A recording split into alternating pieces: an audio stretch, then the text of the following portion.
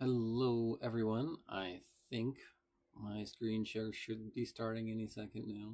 I wanted to welcome you to tonight's Gilded Build. This is the second in our series.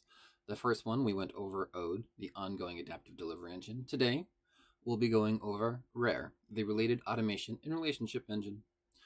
Now, most teams either ignore related records in Slate, or they just use them to store stuff. But that's not what we're doing tonight. We're turning them into a full automation layer. And that's going to drive personalized communications from people without those people actually having to lift a finger every day. This is tour guides, counselors, event staff, all sending messages that feel human because the system actually understands the relationship. We're building this live from scratch, which means it might break, and we'll try to fix it anyways. Let's see how related records take shape tonight.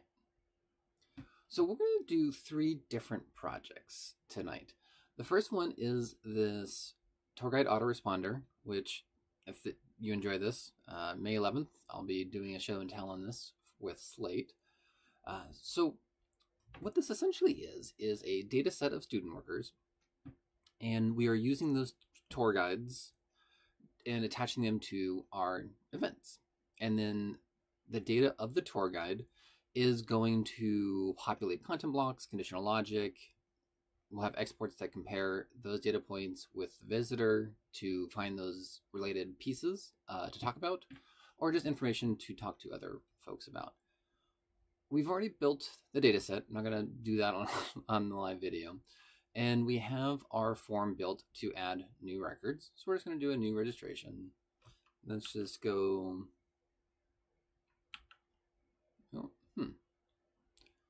Is this form... Why is this not taking my text? I don't know why that's read-only. Okay, see, already breaking stuff. Here we go. New registration. David Major, we'll just do biology. Favorite class is accounting 101. And we're just going to go ahead and submit that.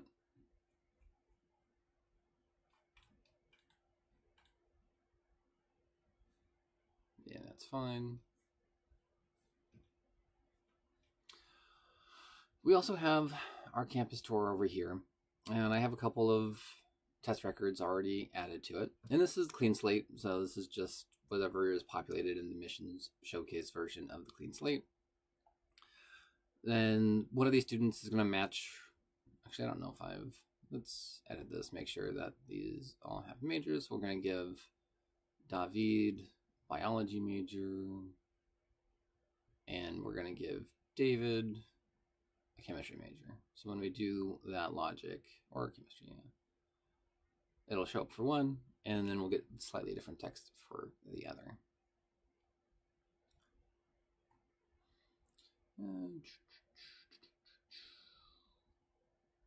So I've already started this tour guide autoresponder email here, and it's just Anvil Ridge University. So we're going to add some text here eventually, but let's start working on this recipient list. Now we have a couple options. I'm doing this in Deliver. You could do this as template communications, but if you're having this across multiple templates or multiple types, you might want to just have this as a Deliver that you can work with. But totally you're flying monkeys because it's your circus. So we'll just do... what's a good name for this? What can I use? And then we can do a related. We can just do form responses because we're going to send one email to everyone who attends our campus tour. It has to be coming from the tour guide that was associated with their event, which I should probably add here. So if you haven't used related records, so we're in our campus tour here, and we have our related records. You can do any data set that's in Slate. So this is org contacts, this is your users. We created that tour guide data set. So I'm just going to go Dysart. Oh, is it Dysart High School? the things you find out. So this David Dice art is this tour guide over here. Actually, it's not. That's actually just the user. I probably should have made this beforehand so that the rules could run and give it name. Let's see. Yeah. Let's go ahead and refresh our test environment. I mean, a clean slate to make sure this actually populates.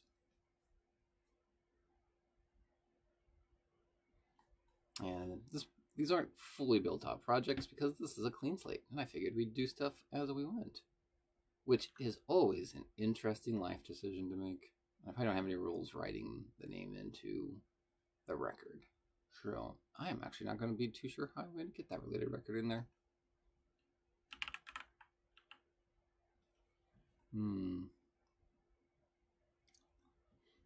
Yeah, that's going to be tricky. Let's see.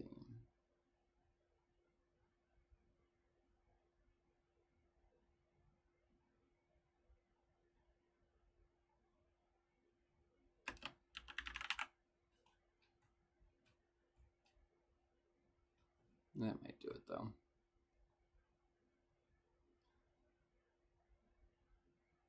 Let's see. Nope, it's still not popping up.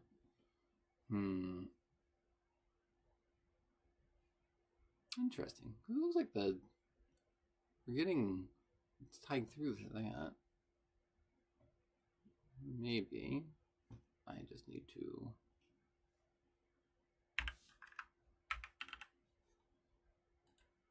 Maybe it is that record. It's just, I'm assuming it's my user account.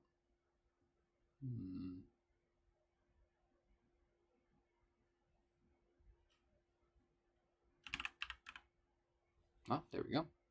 It's probably just under the org context. So there we go.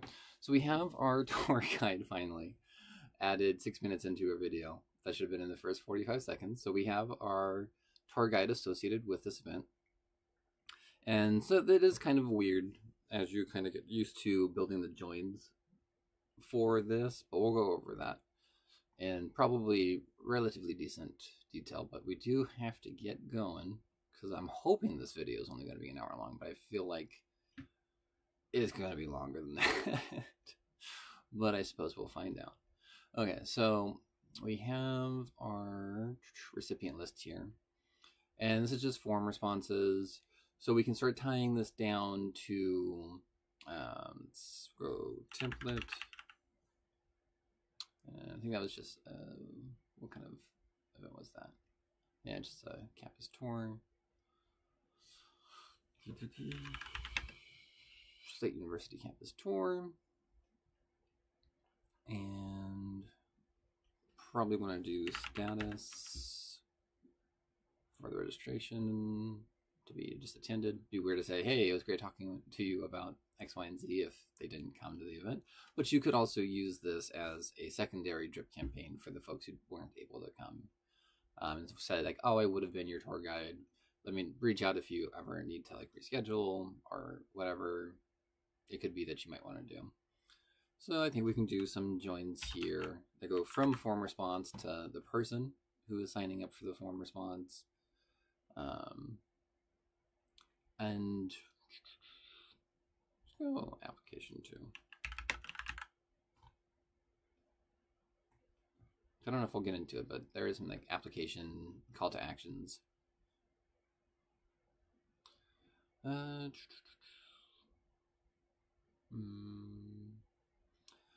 Now, when we're doing a related record, we are going to join to that related record from the form, but we're also going to need to join to each data point separately that lives on that tour guide data set, which is a little bit more time consuming, unfortunately, but it's a one-time lift. So I think the lift is a little bit tedious, but you're really going to get a lot of power and flexibility with a project like this. So I think it's okay. But I guess you might not think so. And then there's 2 other related record projects on this recording, so you can choose from those as well. So related records, data set row. So we're getting to that tour guide that's on there. And then we're just going to add a filter. Now, you do have a few filters. That's not a lot. Like I said, you actually have to be joining to like the field values to get those things. But you can do data sets. So like I said, you had several options for the different types of data sets that could be added as a related record. So if you're doing other things on that event, which we'll talk about in a little bit, like parking instructions or check-in location, stuff like that, you do want to make sure that you're only pulling the tour guide and not like this event details. So we're going to do tour guide. Make that our base. I mean, if you're doing multiple tour guides, then you can start getting into like sorts and stuff like that, but or some kind of other functionality, another like marker to indicate. But I think we're fine with this for now. So we have just attendees to these events, and we also want to make sure that we're not sending this email if there just isn't a tour guide related record, because that's not going to be great. So we can just say exists tour guide. Yeah, I mean, we could say related record. Try to be as clear as possible with these things. And we can just say name. So we have our related records tour guide. I think I might have turned off cursor tracking on this on my live streams, because I was doing it inside the funnel, and I don't remember how to turn cursor tracking back on. But I'm sorry, you probably can't see my cursor while I do this, but that's okay. We'll get through this together. Life needs a little perseverance. Okay, so there is no one marked as attended, so we're going to go ahead and launch check-in and say both of these folks came. Then we can conclude the event. Oop, as I hit cancel. So I'm going to pop back over here. So now we should have 2 records. So we're going to need things like email for the person. Let's see, preferred. I'm assuming we have that. We have 2 preferreds. Interesting. Let's go academic interest. Oh, I think it's called major in this. Yeah. And I think that's probably all we're going to have time for on there. And now, so we do have to do like individual, like there isn't necessarily like when you do these exports. So I'm just going to pull into this tour guide here. So there's not like, so you could have 20 fields here, but you don't have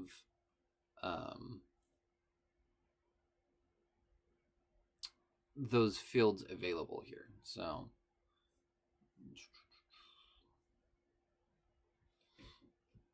okay, so let's do a join field value.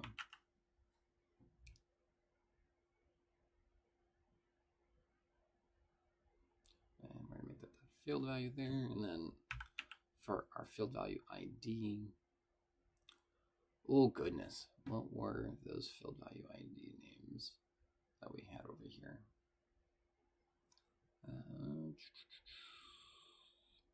Tour guide major. That makes sense. I probably could have remembered that if I thought about it for a minute, but I didn't, because we are live.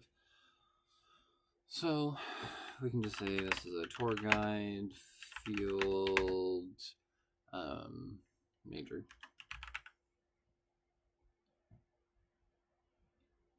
And we have, yeah, we had favorite class too. Yeah, let's do favorite class.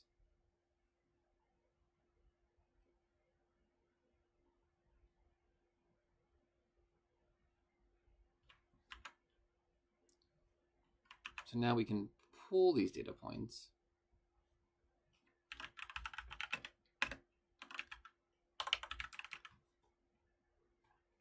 into our exports up here and do additional like filters and comparison exports and things like that to actually have access to this data now. And we can do name too. Yeah, it's fine. We're not gonna get that detailed right now. So we're going to, and now each one of, so we have our main like actual tour guide here, and then we have our individual fields. So we can, I mean, what we want is the prompt value that exists inside of the field. So we can just add those.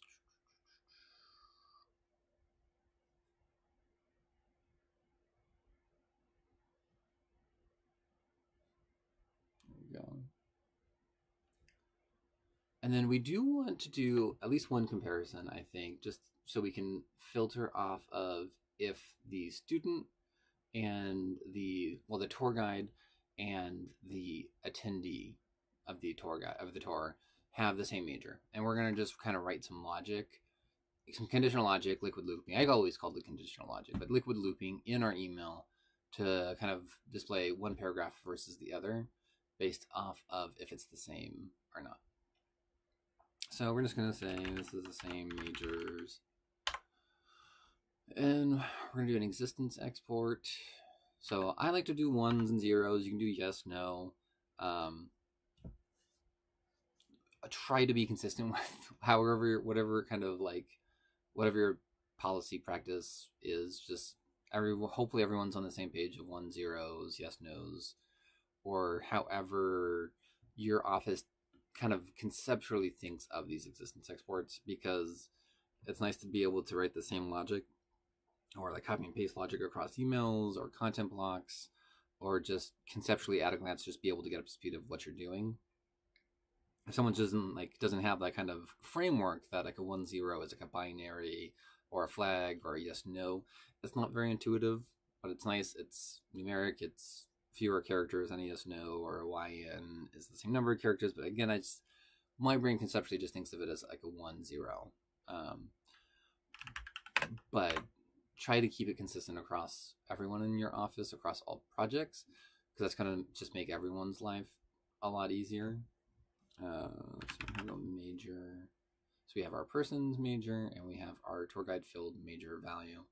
And we're just going to do that prompt value again. And the comparison is basically just saying if these two fields are the same, then they meet the filter criteria. If they're different, then they don't meet the filter criteria, and that means they does not exist. But since we do have one person out of our two who have the same majors, there is one matching row, and they'll get a 1. The person who does not have a matching major will get a 0. So we're going to go ahead and save that. I think, yeah, I don't think, I'm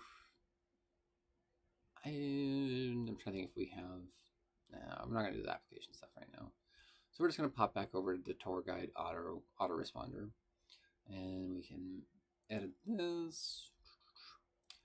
And when it comes to the messaging, let's see, let me pull up what I did have written here. So I'm actually just going to copy and paste this, because I think it's going to make this go a bit faster. And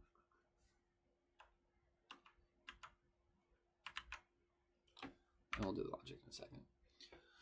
So I remember being in your shoes, trying to picture what's studying, and then this is going to be a paragraph for the people with the same major, and we're just going to change this. Person major. Basically just like yeah, yes, it's a major, amazing opportunity.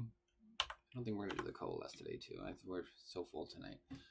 And then the second paragraph is going to be for people who don't have the same major. So even though I'm majoring in my major, I get to collaborate with people in your major all the time. one of the best things about Stevens is how connected everything is. So we can just kind of write some logic here. And we're just going to do an if statement. So if that same major equals 1. Equals 1. So, and I'm going to kind of cheat this a little bit, because if this paragraph is not true, then I want to show this paragraph. And I could write two if statements, like if the same major is yes or 1, show this, end my logic, and then if same major is not 1, then show this. But we can also just write a little else statement.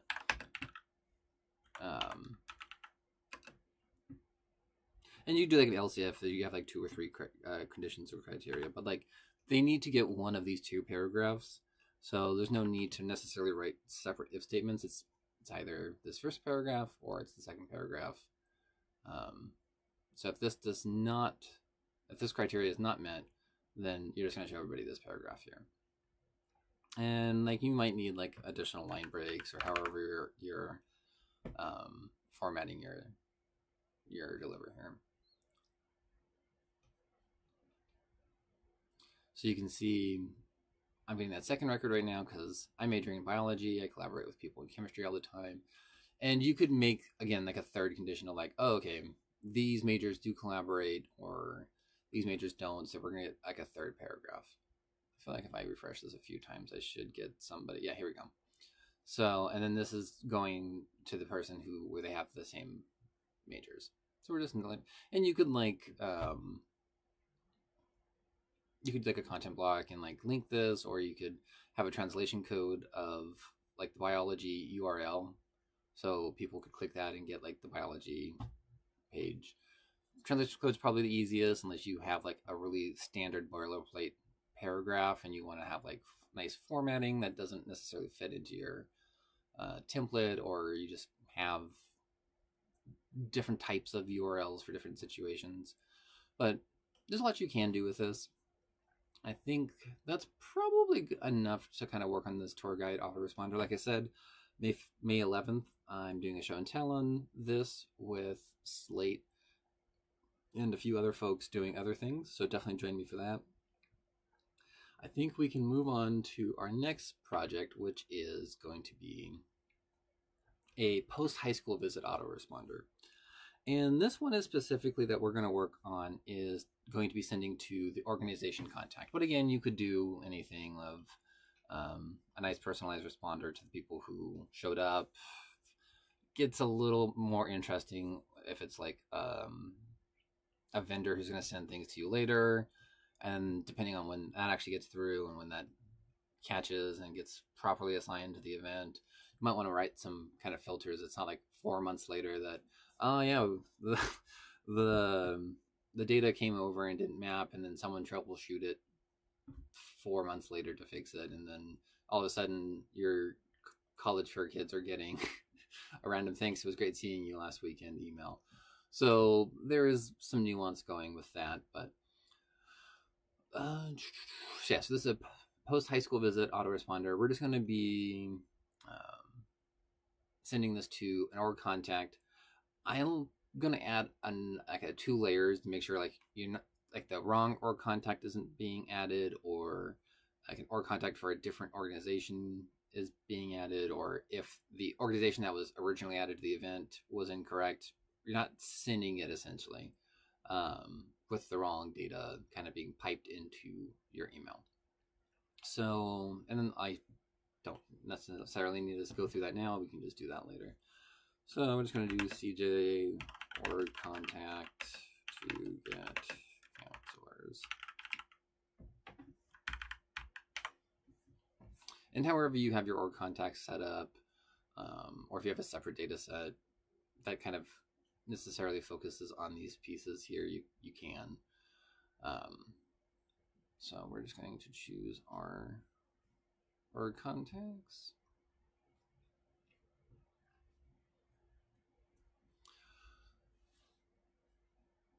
And we're doing org contacts because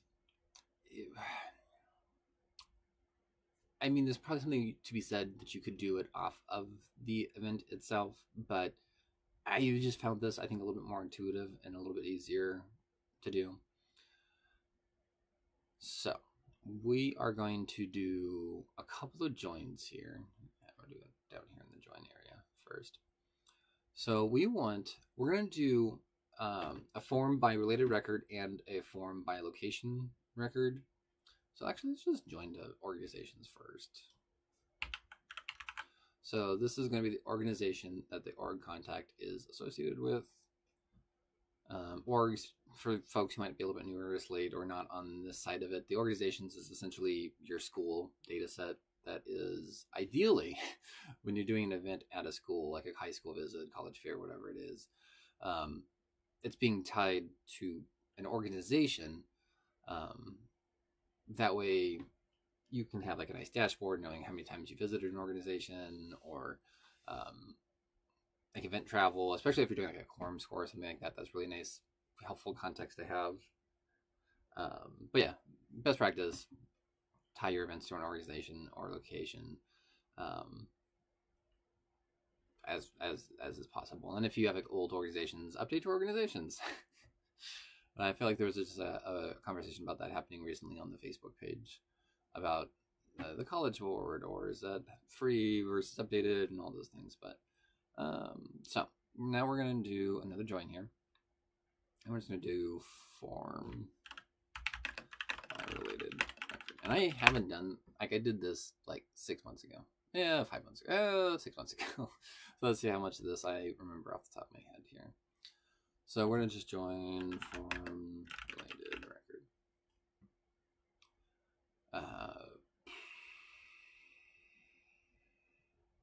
Yeah, so it's org contact here, and it's location for the organization, I believe. Oh man, I probably should have like definitely refreshed myself on this. So we're going to do that. And we do want the most recent, so we're just going to sort by the start date time, and we're going to change that to descending. And the date time just formats itself nicely, so even if you have two events on the same day for some reason, not for this project probably, but it's something else, that'll work correctly. And we're going to save. Now, if for some reason someone put the wrong related record, or someone put, like, maybe there's this person worked at two different schools, and like, oh, I just clicked the first one I saw, and all of a sudden it's got like the other person's like old school, as I touched my microphone twice. There's a lot of issues I think that can come up, so we want to make sure that it's the right related record at the right organization that are both being like for that event. So we're going to do another join here, and this one will just be form by location record, and we can do our join.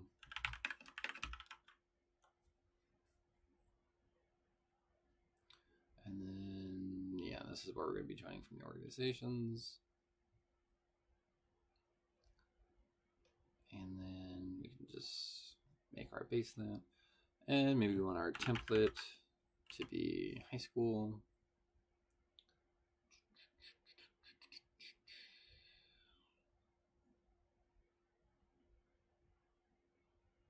So many templates. If only.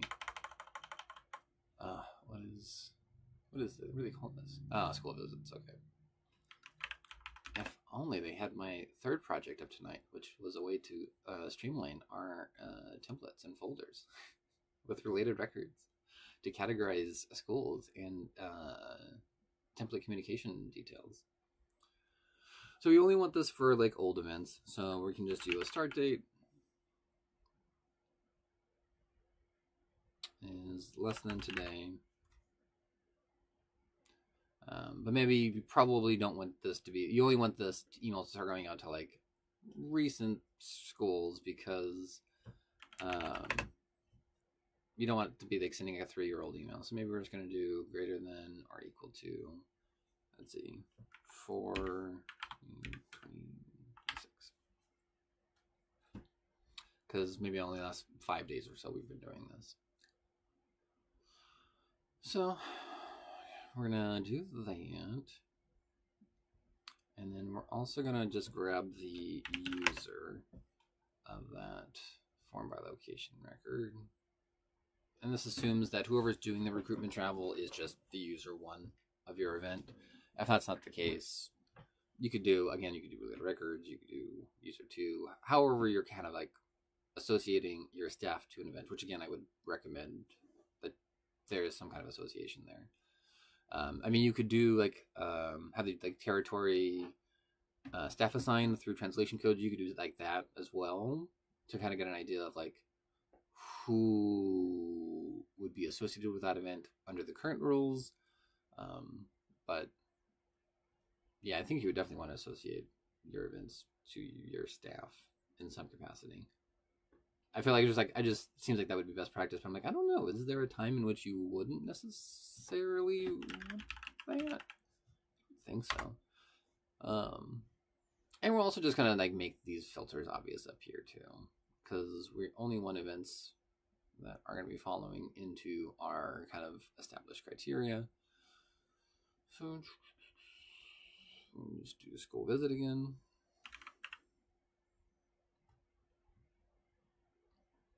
Oh. Do I not have? I probably don't have someone in this yet, do I? I think I did this beforehand. Leonard Aidtab. So a pitch for my Inside the Funnel sports show that I do now with Ledger-born analyst Leonard Aidtab. Check out the Innovation Forge podcast on YouTube. It's ridiculous, but it's fun. So now that should probably pop somebody up. Oh, it doesn't.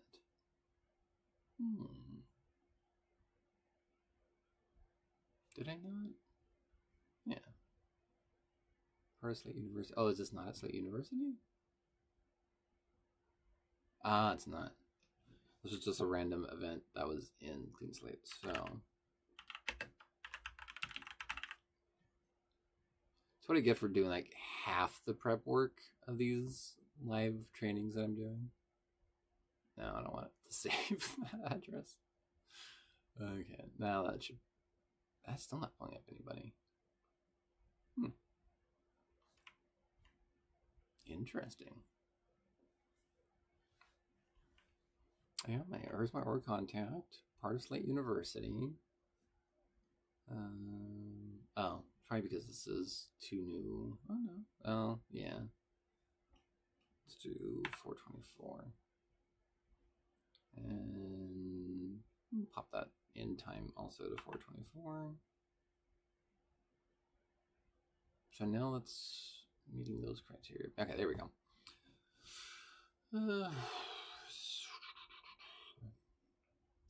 I mean, that is duplicative to have it in both sections here because we're already writing filters off of that form by location. So the other filters are essentially being inherited, but so we're not going to spend more time on that right now. But maybe we only want to email this to active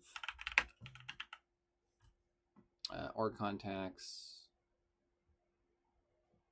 And then if I think that there's definitely something to be said if like they don't have a name, I think, and if they don't have a name, they're probably not getting added as an org contact, but so we're just going to do name for org contact.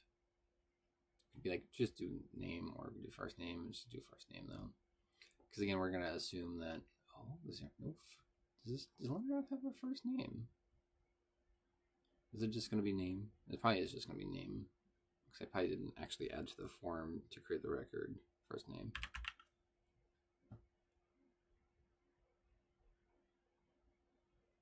Yeah. And then same thing, definitely need like an email to exist. I'm just going to make a copy of this. I don't remember if I gave him an email address though, so that might also pop him out of being eligible. Oh no, he has an email.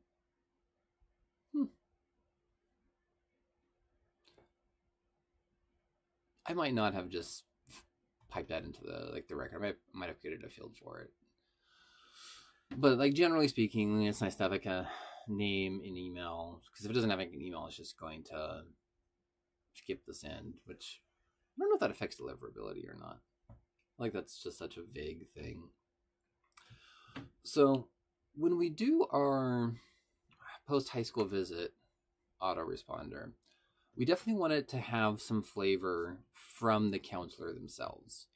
So maybe like the introductory paragraph is a content block, and that gives them to kind of have their own little custom introduction that establishes their voice, their tone, their relationship. And you can also add some of the stuff to the actual org contact as well.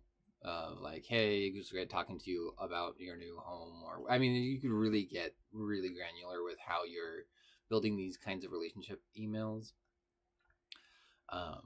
But I think at least having like a in counselor voice intro paragraph, I think would be really important. I don't think we're gonna like go through. I think I didn't pull up content blocks to like make the content blocks, but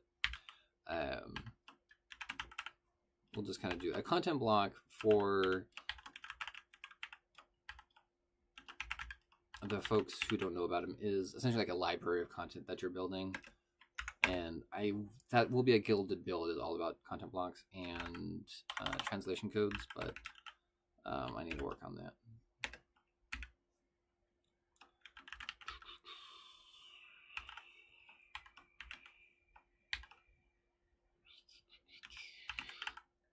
Should work on streamlining my names a little bit. Not usually a big deal, because I'm not usually doing a live video of this. And for like folks who don't know, content blocks used to be called snippets, but they had the same name as another tool, so they changed the name to content blocks, which was helpful. But I'm getting better about not calling them content blocks, honestly. But I'm getting better at not calling them snippets and calling them content blocks. But I do still do it occasionally. So, oh, there we go. So this first one here is the name of the field. You could put that in like apostrophes to do like a static value, but we want this to be actually tied to this field. And what we're going to do here is going to concatenate, because our content block is going to be in a library of libraries, essentially. So the content block itself is going to have this as a basically just like a label or like a de facto sorting or organization layer. And then form user, just because, again, that's how we're associating our staff member who did the travel with this particular event. So we're just going to copy that again. And this is just going to be static content. And then we're going to user full name. And when we create our content block, the name of the particular content block will just be this prefix for everybody, and then you'll just make one for like David Dysart, David Dysart, whoever your staff are. So again, it is very much beholden to you to make sure that content is updated, and you can do some additional filters, but like, I don't know, every like additional like check also can backfire with you. So we're just going to do that. So that's just going to concatenate whoever the form user is with this kind of labeling structure from the content block.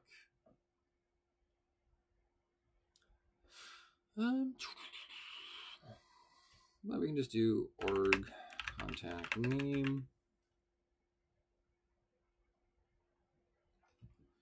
email,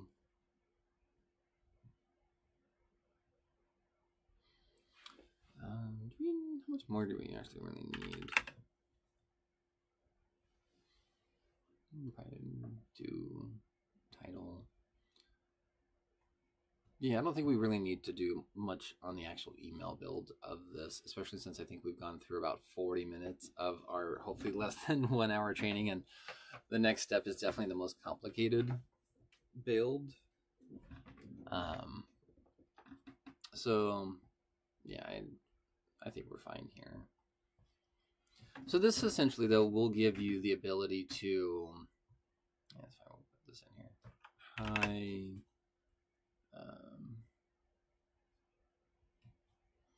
This just gives you ability to have like a really customized, like a nice personal touch on these emails. And then whatever your kind of standard boilerplate is. Here's the view book. And one thing I do want to do is, that's another good Gilded Build, I think, is piping in like, oh, you could do a thing like, oh, our admit rate is, say, 10%. Our admit rate from your school is 25%, or whatever it is, that there's these interesting nuances we can pull with independent subqueries, or if you're just like writing these, you can. And like if that is like a really good point, or like we admitted 3 students from your school last year, but only show that kind of content to folks who that's relevant for. It's like an impressive or a feather in the cap for that school. Or all 4 of your admitted students deposited last year. And then you could set up some rules or some content blocks around that. I think that's another good, I think that's a whole separate Gilded Build. So I'm going to stop talking about that now and make sure we have some time for our next piece here. Event details. So this came about through a friction point, which was we have templates, but we also use a single template across multiple types of events. We already have a ton of templates. We already have too many templates. We need to consolidate those. But each event had event-specific instructions, or a thing to download, or an app, or parking instructions, or check-in instructions, or we needed special instructions if they registered for, and this is going to be for an umbrella event. So there's going to be kind of these tributary events that can be modifiers like, if you come to the 10 a.m. campus tour, you park and check in these locations. If you come to the 1 p.m., you park and check in into these locations. Or, hey, it snowed. We're going to add a related record to this event to trigger an email and to say, hey, school is canceled because of this reason.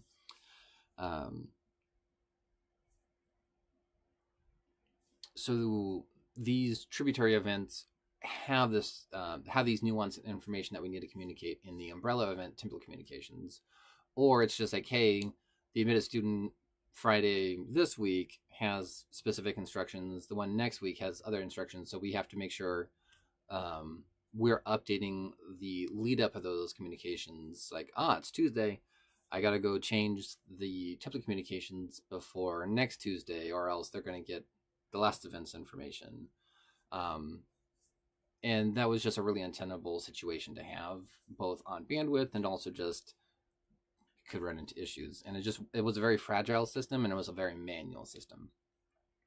So to solve those differing communications across the same template, and to also help automate, so instead of having like a template like, oh, okay, this is a park in parking lot A, check in at building 3. So that has its own template because it has its own communications on where to park and where to check in. But then we have 7 other templates that also do all the different matching criteria of where we're having students park and where we're having students check in at. So that then brings all of those different templates into a single template, because one of your events can be just have those related records to control those instructions. So we built another data set here. It's just called event details, and very simple form. Here, what kind of data set, like record is this? Is it a check-in instructions? Is it parking instructions? Is it like update like a snow, campus closure, parking, road construction, whatever it might be? There's a parade on these days. And then the name itself is just going to be kind of a description as to what it is. So we're going to say check-in parking structure. Yeah, for parking. Yeah, we can just call that structure probably. And then just add that. Do I add that? Is that something to do in the...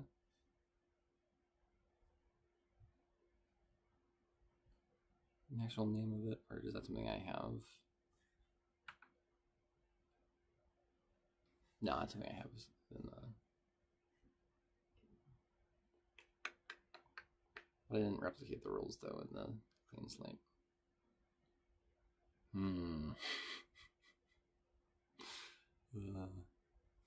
Yeah, I don't do the colon in the actual live instance, so we're just gonna do that.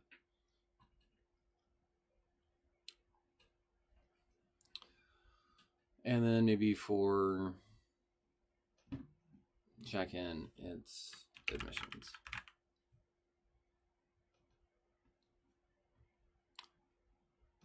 So we have our campus event here, our campus visit. So this is our umbrella event. So if a student is coming to campus, they don't sign up for like the campus tour and the information session and the interview and all these different pieces. They sign up through the campus visit and they use related event widgets to sign up for the individual things that they're interested in at the individual times that they're interested in coming. So again, we're just going to add these related. So let's go parking. I need to refresh my environment, refresh my configurable joins again.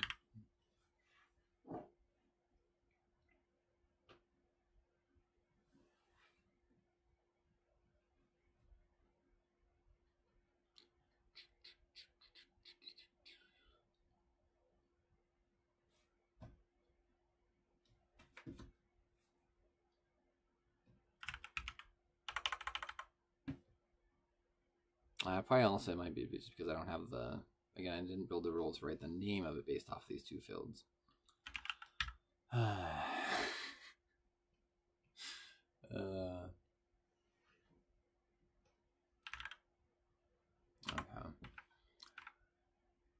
Okay, so this isn't how you would build the form necessarily, but because I didn't think about having to build the rules to write the name of this, so we're just going to build a workaround real quick. I like having the type check-in as a option buttons though, because that means you're never going to get someone who like mistypes parking or says park instead of parking, or doesn't do the dash for the check-in. So I think you really do need that formalized, really rigid, structured naming convention. But for right now, because this just needs to work,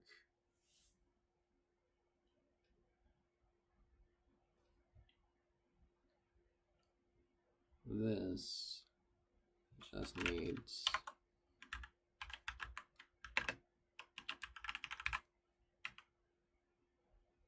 I just need the actual record name.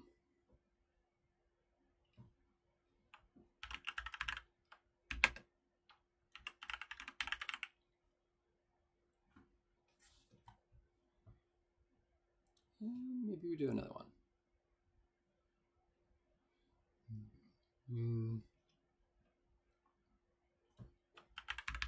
Like a running tour.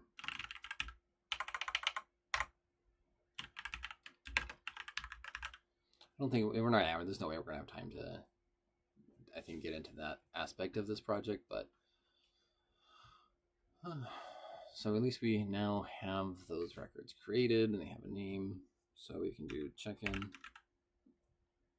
admissions, and parking. Actually, no, I'm not. Actually, I don't know why I'm doing it in this one for. I need this to be in the tributary event. So we're going to cancel doing it. So maybe the information session is what sets the check-in and parking. So if you have 3 different information sessions throughout the day, and depending on which one they're signing up for, those times might have like a default, or those times might have like, oh, we kind of rotate through that, so it could be whatever it is for that particular day.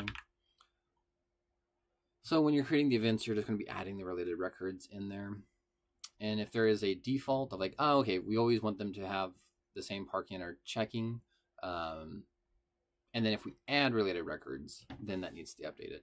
We'll have that kind of default functionality as well. You would just add a content block for those default, or you would have that the name of those defaults be like check-in for admissions and parking in the structure. So the umbrella event is probably where you're going to have all of your communications, though. So we're going to go into the actual template here, and we're going to get into the edit mailing. So we're going to add conditions, and I will say, so the the process to figure out how to do these was interesting, but now that I've done it a few times, it's definitely not as bad. But it's a little weird. So if you're not very comfortable with configurable joins, it is a little weird. Like full disclosure, that is kind of a thing. So we're just gonna join to a person. If this was an application scoped event, you would join to application first. And you're going to want this person scope. You could probably also do form now. Is there a reason why I didn't do forms? I'm just going to do check-in. I think I probably would do just check-in. I won't do parking. And then if you have additional instructions from like parking to check-in, you can just build that as well. So we're just going to coalesce this. And if our check-in is just by default,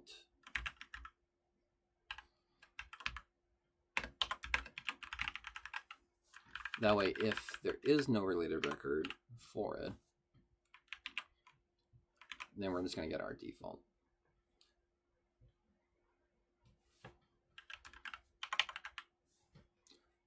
So we're going to join to the form.